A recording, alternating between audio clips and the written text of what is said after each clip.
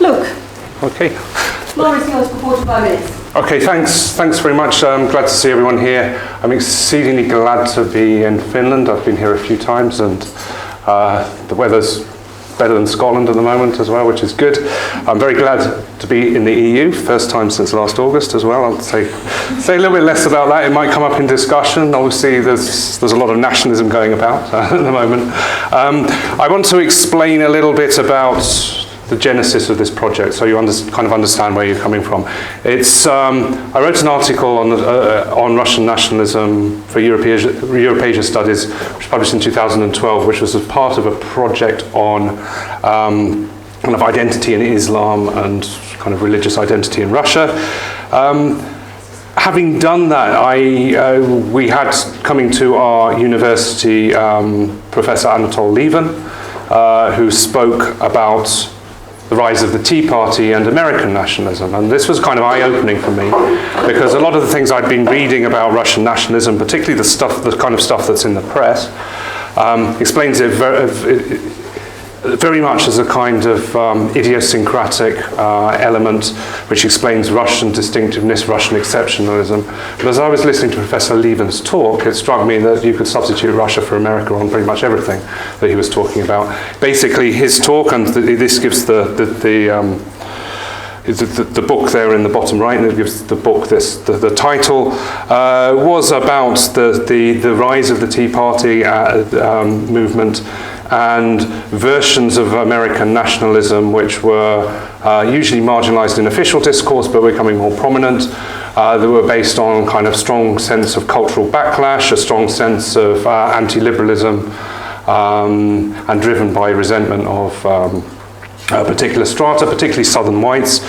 And obviously this was written before the rise of Donald Trump, which brings that much more into mainstream discussion. So what I did then was I did an initial comparative paper when I thought, well, I'll try and see how far this similarity is borne out, because a lot of the discussion of Russian nationalism is not comparative. It's not true of all of it, but again, there is very much a danger when you're focusing just on one entity to draw out the distinctive factors of it, and this brings out again the danger of orientalizing Russia, again seeing it as something that's an exception from the normal path of development, and quite often a subliminal view, a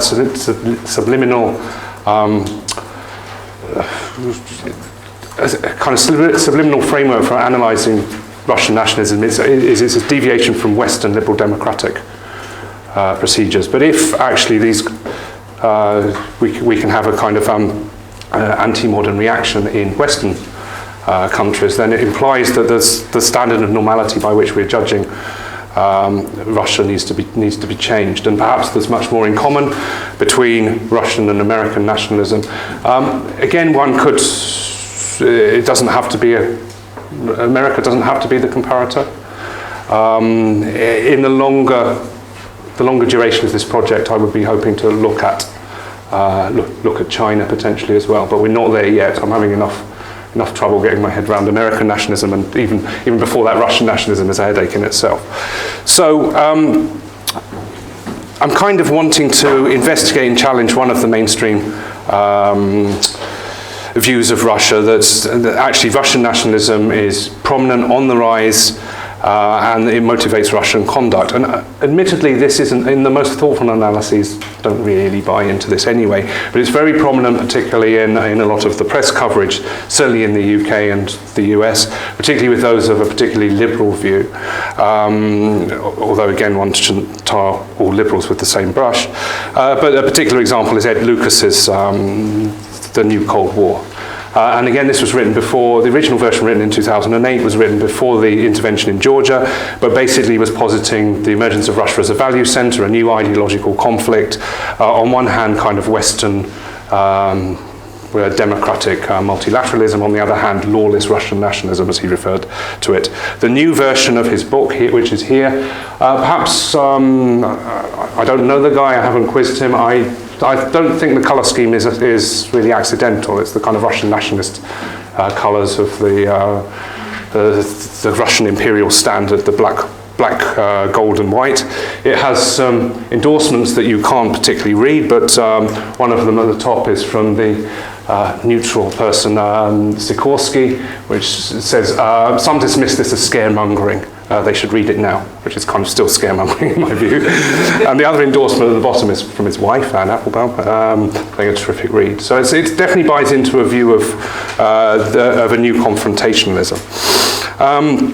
How I'm going to approach this is based on the paper I wrote in 2012, and it's translated into the paper I originally wrote on this, which I wrote in 2013, and for various reasons I've parked it until now, so I'm returning to this. If anyone wants a copy of the paper, I'd be happy to send it, and on the basis of it, it's very much a work in progress, and I welcome comments.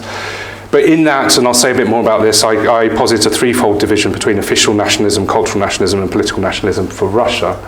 And I'm going to try and see if this works as far as America goes. Without giving too much away, the central conclusion is these aren't polar opposites. There are very, very distinct things going on, but there are many more similarities than just the focus on Russian nationalism might lead one to imagine.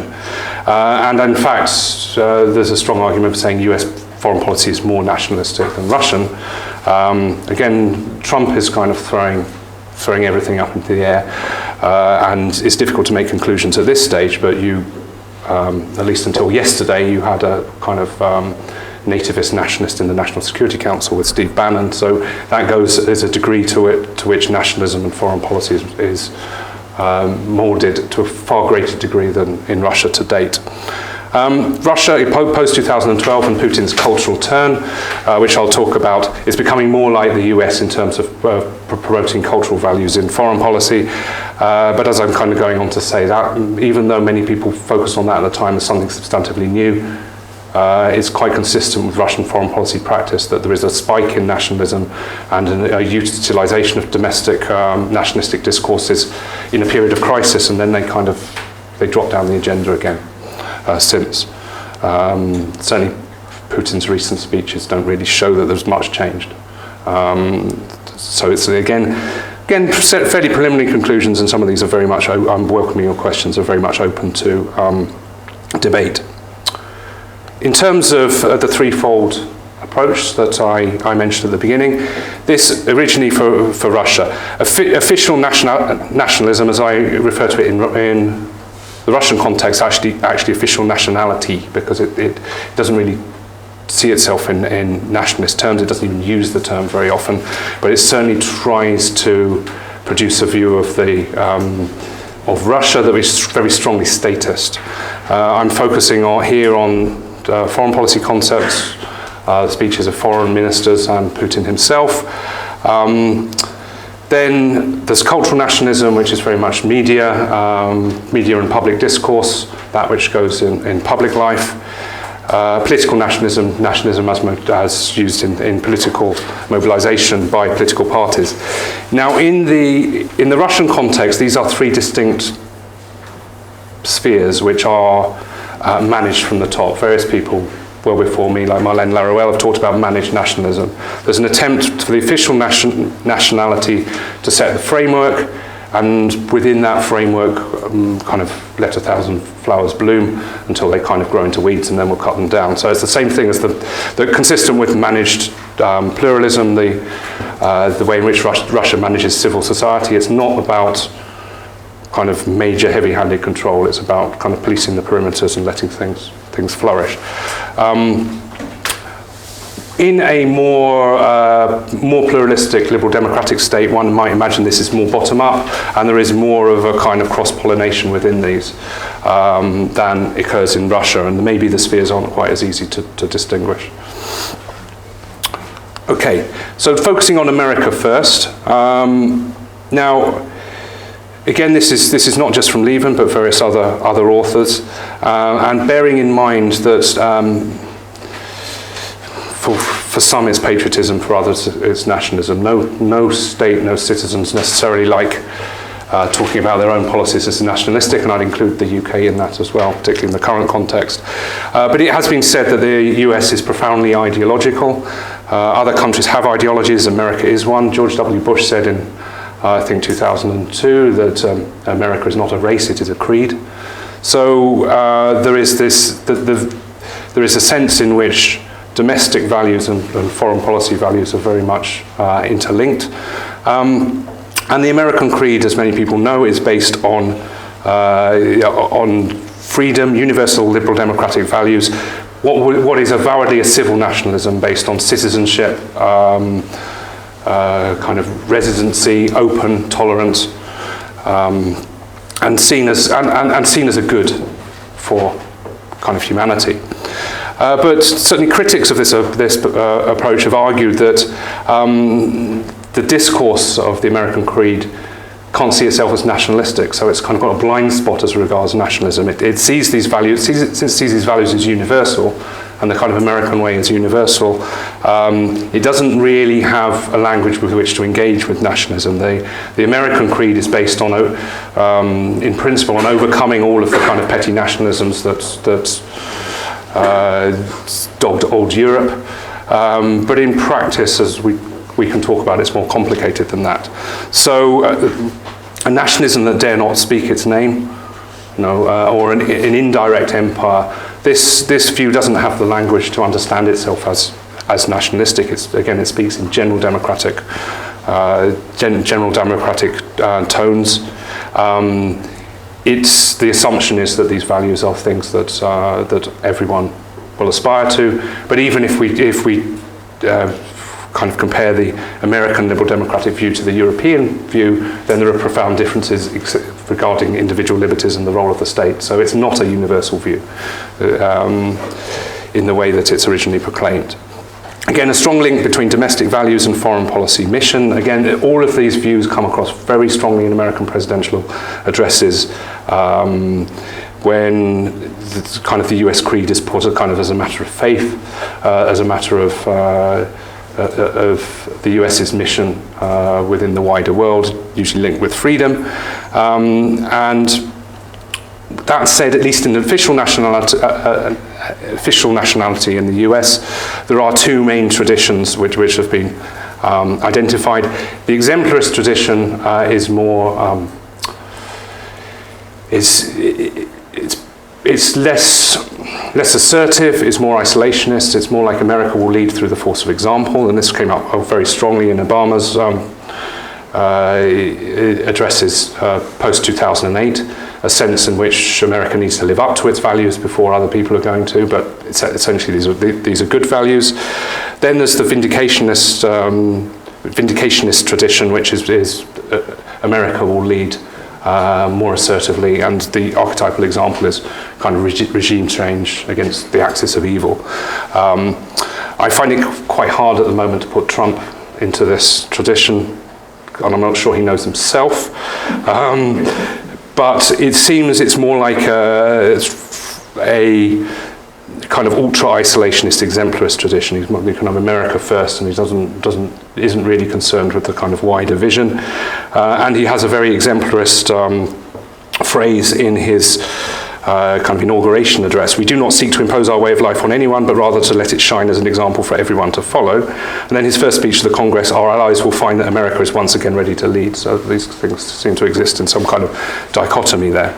If we're going to talk about the main themes of America and official nationality, then a lot of these are things that people are very familiar with.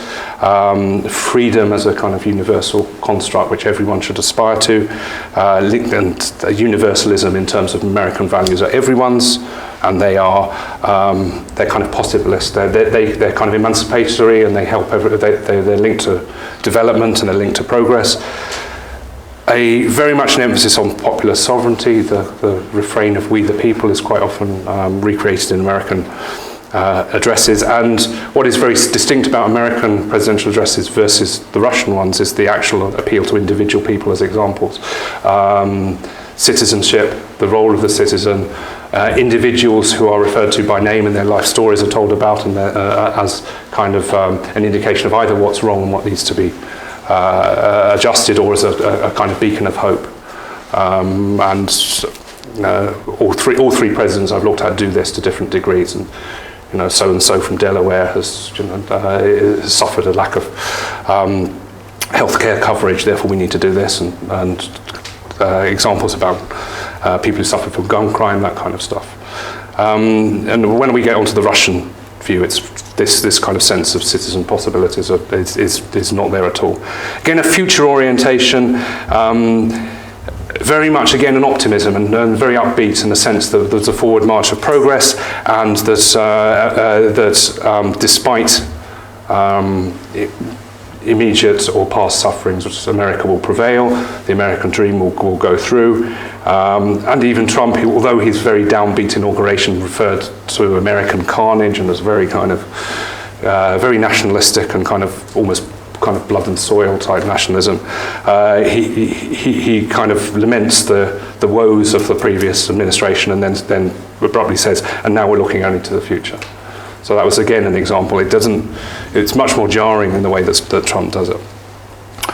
In terms of cultural nationalism in the States, cultural nationalism is a lot more complex because it comes from different sources. It's a lot more difficult to trace. But again, according to the students of American nationalism, one of the distinctive features of American nationalism, particularly vis-a-vis European nationalism, is this is essentially something that's hardwired into popular consciousness and is essentially private. So the state might exploit it on occasion, but ultimately doesn't really need to. And this example here is satirical. This is from this is from the film Team America World Police, and it's kind of referring to it's kind of sardonically to America's global mission. But sometimes reality is stranger than fiction. While I was researching this, I found a website of a company called True American Spirit, which was a private company that believes in spreading the American dream through patriotic apparel and accessories. It didn't do very well because it had closed down by the time I'd come to revise the paper. But clearly, again, a sense of a very strong civic tradition, very strong sense of national feelings. According to comparative surveys, Americans are amongst the most patriotic citizens, expressing pride in their country. The World Values Survey of 2006 said 65.3% of US citizens said they were very proud of their nationality. And interestingly, that's 54% for the UK and 45.8% for Russia. But 65.3 is in the higher global scale. Again, a sense in which the idea that this is purely private is a little bit simplistic, and in which the state can exploit the kind of rally around the flag traditions, particularly after 9/11. The American flag often has a kind of sacred quality, and critics again have said that this, like a lot of flag waving, sometimes this patriotic feeling can be used to shut down dissent and to mobilise support for the population. And I'm put in mind of Johnny Cash song, Ragged Old Flag. I don't mean to brag, but we're mighty proud of this ragged old flag. Again, a sense in which this is partly a popular tradition, but also something which the state can use. Linked with the earlier point, the emergence of a nativist backlash and forms of more what's called integral or ethnic nationalism, which coexist with the dominant liberal perspectives. And as many people will be aware, and has become was already very apparent in the 2004 election in the States, but extremely in the recent one, a culture war, particularly in terms of liberalism versus a more ethnocentric and isolationist worldview that's particularly propagated by kind of shock jocks on the media, and particularly Fox News as an echo chamber for accentuating these views. And there are many books, and if you ever go into an American bookshop, you'll see things like liberalism as a mental disorder and things along these, so evidence of the kind of culture war. Political nationalism, partly as a product of a kind of loose catch-all and presidential system. American presidential parties have to appeal, unlike a lot of European more programmatic parties, which tend to not to appeal to the nation as a whole and appeal to a more distinct strata of the populations. Catch-all parties are trying to appeal to mass sentiment. They're more loosely organised. This entails a kind of closer link with mainstream patriotic feelings. And if you've obviously seen any American party convention, kind of the national values are very, very, very prominent. And also the civil society realm kind of allows a kind of crossover between party politics, kind of grassroots organisation and policy making. The major example, although it's very contested about precisely the degree to which this occurred, is the role of the neocons in the George W. Bush administration. And you can talk about the Israel lobby and things like that. Different lobbying groups which have identifiable role in putting forward their aspirations. And again, the Tea Party itself is the major example of this in terms of its particular views. There's nothing particularly novel there. It's a re-articulation of very old sentiments, but with its linkage with the media and the echo chamber and its and certainly its sense of grievance and anger, it's new in that sense. Okay, if we go on to the Russian realm, on the face of it, it couldn't look more different. You can listen to Lavrov, you can listen to Putin, and their official speeches, they don't talk very much about values, and it's very much about pragmatic national interests, international law, kind of a sober judgment of our long-term interests. It's very, very dry. It's realist with a capital R, and for that reason, many realists look on Russia as a kind of an archetypal realist power that doesn't really have an ideology and is motivated mainly by security and interests and economic interests. But as we well know, as people studying Russia will well know, even ever since Yeltsin's time, there's an awareness of a sense of appeals to stability, appeals to pragmatism aren't particularly exciting, aren't necessarily all-encompassing, aren't very motivating. There is a need for some form of kind of national idea or national feeling, which at different times has emerged with different strengths and different emphasis from the state, and at times, particularly in the sovereign democracy period, appear to be taking on board the role of a kind of quasi-ideology, even though at the same time the Russian leaders have said there's no need for a state ideology.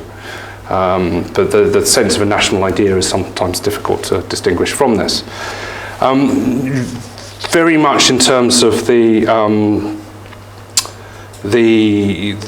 how I see official nationality. Again, in the paper, I view it as a kind of analogous to the Tsarist official nationality in terms of, not so much in content, but the function is channeling popular feeling behind the interests of the state. Again, nothing necessarily particularly new here. So expressing nationalism, giving it an outlet, giving it a framework, but making it serve state interests, and also depressing it, letting the air out where necessary. The main themes in this official nationality, again, will be very familiar to some of you in here.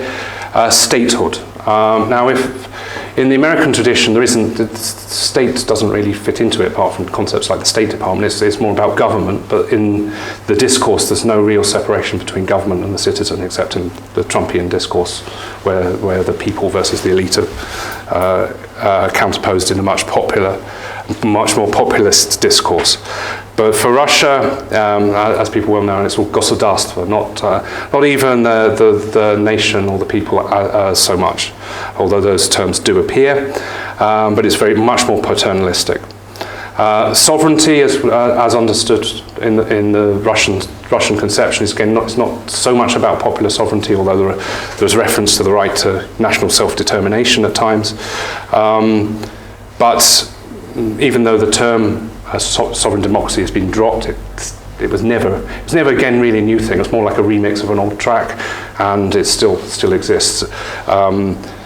Sovereignty is national sovereignty, the right of basically of the elite to define national development. There's no real sense of popular empowerment there. Sovereign democracy was always weak because the democratic element was under theorized. It was again a right for Russia to diverge from American development, but or Western development, but no real sense of in detail how does it differ.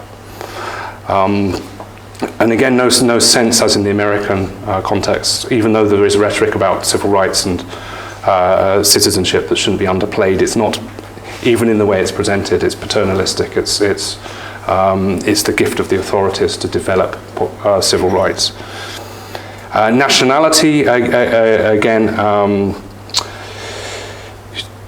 we can focus very much on the difference here is that relative to the domestic nationalism, the official nationality is very moderate, it's secular,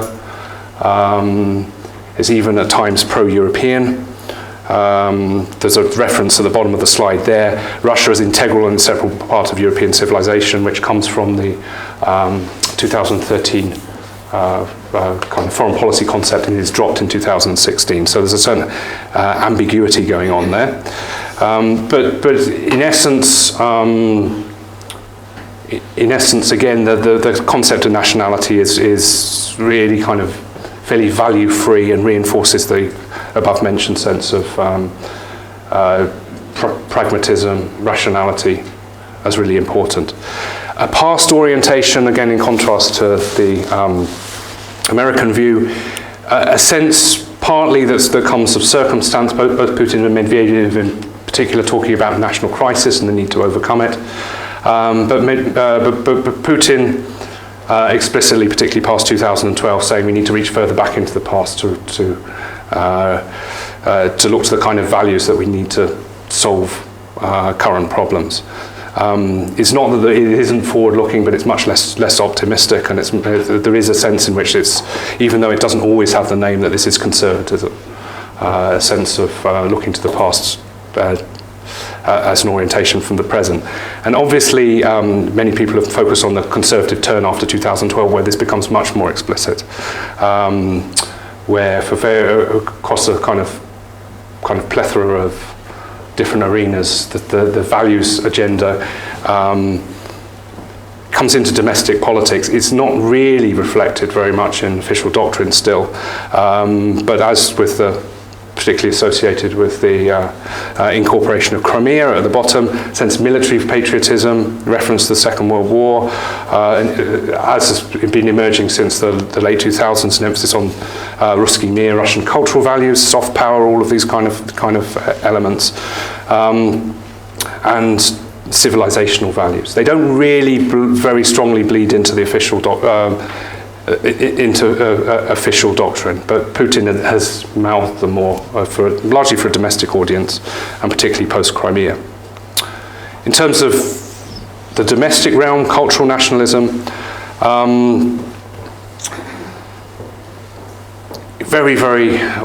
the hand of the state isn't always very easy to see, the media is obviously state-run, the mass TV media is state-run, and this is where a lot of these views come across very strongly.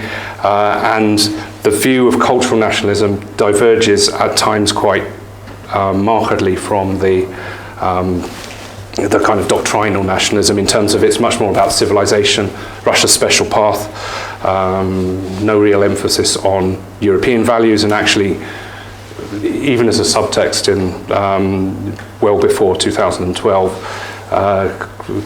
opposition to Western liberalism, godless liberalism, those kind of things, but particularly reference to the role of the Orthodox Church, spiritual distinctiveness, and Russia, again, as well known, has its own talking heads. Dugin is the most obviously kind of over-mentioned one, whose role is somewhat less than is often explained, but Kisilyov, Leontiev, many of the kind of shock jocks on Russian TV, and the increasing number of kind of conservative clubs which emerge and are to some degree sponsored by circles close to the United Russia Party and have kind of multi-level membership. The Izborsk Club in particular, linking people like Dugin and Glaziev and Leontiev, etc. Again, they're linking to the previous element, again, in which the sense in which official nationality and cultural nationalism are to some degree bleeding into each other. Now, from the 2008 foreign policy concept, this is the first time, this was even under Medvedev, when the talk of civilizational conflicts in foreign relations came into play. But again, like in 2013, this was strongly linked to being part of the European civilization. Again, there's a discourse there about Russia being the pure Europe vis-a-vis the EU, but it still saw itself as European, and now again dropped. So again, it's very much a sense in which these things are, they're encouraged by the state, and they quite often go beyond the state discourse, and when they go too far beyond, then they are dropped. Political nationalism, as is well known, there's a very good paper by Vera here that I was reading recently, which talks about this in some depth. Very complex. There's many nationalisms rather than any one particular nationalism, but there's a lot of ambivalence here. Again, where nationalist groups can act in service of the state or not directly contrary to the state, then they're encouraged, and occasionally they are repressed or banned, such that the National Bolshevik Party was earlier, and then the movement against illegal immigration. And it's been said that the Kremlin recognises that there is strong nationalistic sentiment, and as people like Marlene Laruelle have talked about it, the Kremlin wants to monopolise the supply. They don't think it's something that necessarily can be combated, but they need to co-opt it. Again, this leads to a sense in which is this approach not inconsistent? On one hand, if we take Putin's 2012 article in Nezavisima Gazeta about the role of Russian identity, he strongly decries the nationalists and says he was not going to let them tear Russia up. Anyone who supports the view of Russia as a kind of mono-ethnic state, this is absurd. Russia is a multi-ethnic state. At the same time, some of these groups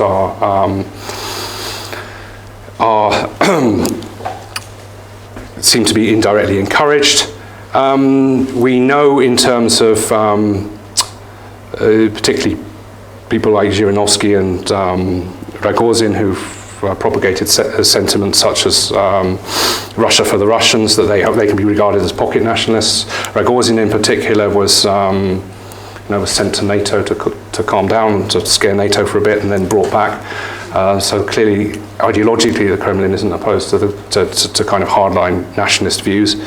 The pictures here again show, and I'll say a bit more about Crimea in a second, how the mainstream systemic parties, i.e. all of the parliamentary parties in the Kremlin, they don't, with kind of one or two individual exceptions, they don't deviate from the Kremlin foreign policy line in any way, and even when it's a quite hard line, and the kind of the images there I took from the party websites round about, I think, April 2014, soon after the emergence of the events in Crimea, again showing a very strong mobilization effect and cheerleading effect behind the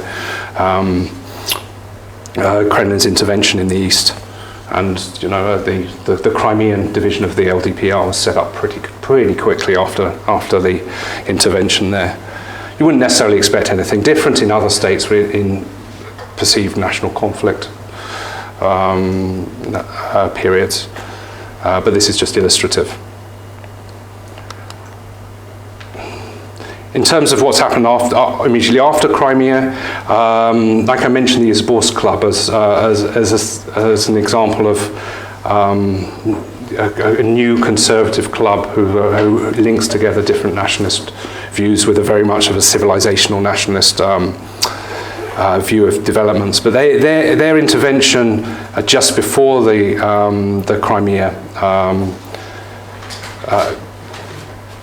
the Crimea incorporation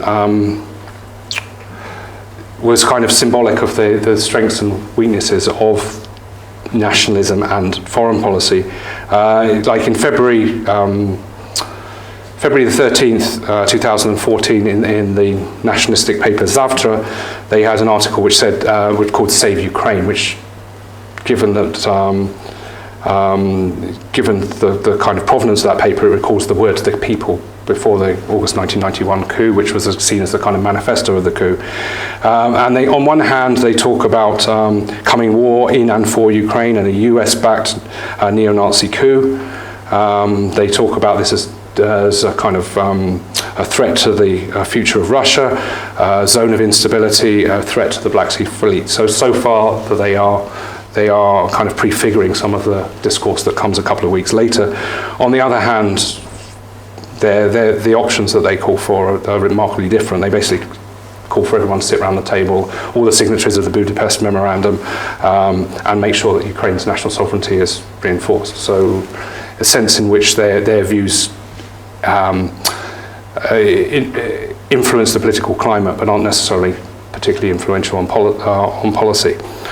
Again, from the picture at the top, as we know from at least the first wave of some of the leaders in a so-called Novorossiya, had links to nationalist circles and groups which had been we thought largely defunct, like Russian National Unity, and like Strelkov, Igor Girkin, kind of strongly kind of monarchist nationalist views, and later they were replaced with people with stronger roots in the East. And a sense again in which this was a point in which nationalism and foreign policy were become slightly more intertwined. And on an ideological kind of alloy, Putin in these immediately afterwards starts talking in terms which could almost come directly out of the nationalist canon.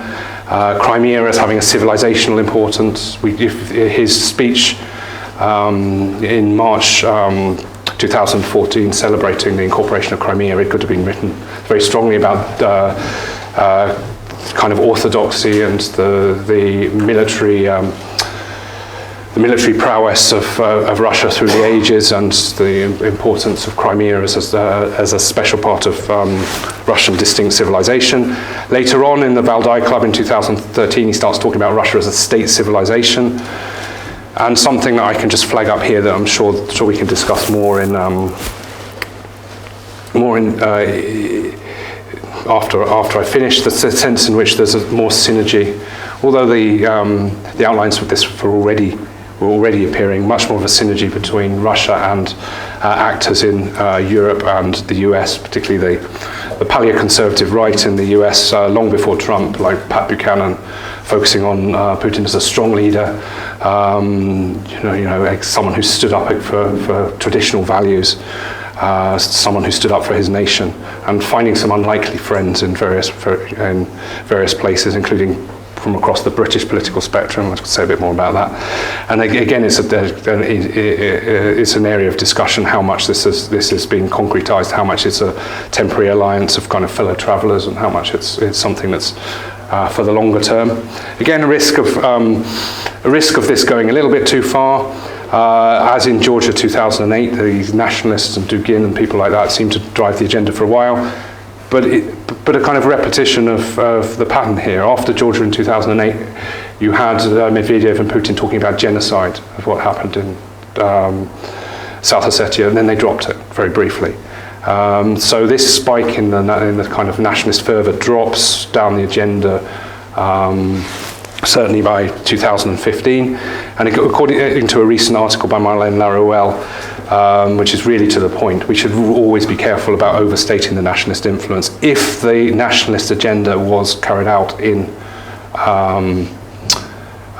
Crimea and Ukraine, basically someone like Dugin wants to, he earlier wanted to raise Tbilisi to the ground, and he'd certainly like to capture Kiev. So they've been floating things in the general environment for years, but they've certainly been regarded as too wayward and too far too provocative to be adapted as kind of mainstream discourse. Kind of beginning to round up now. This is a table here that's based on a conceptualization of American nationalism vis-a-vis other nationalisms by Minxin Pei in 2003. And his focus is very much on how US nationalism is entirely distinct.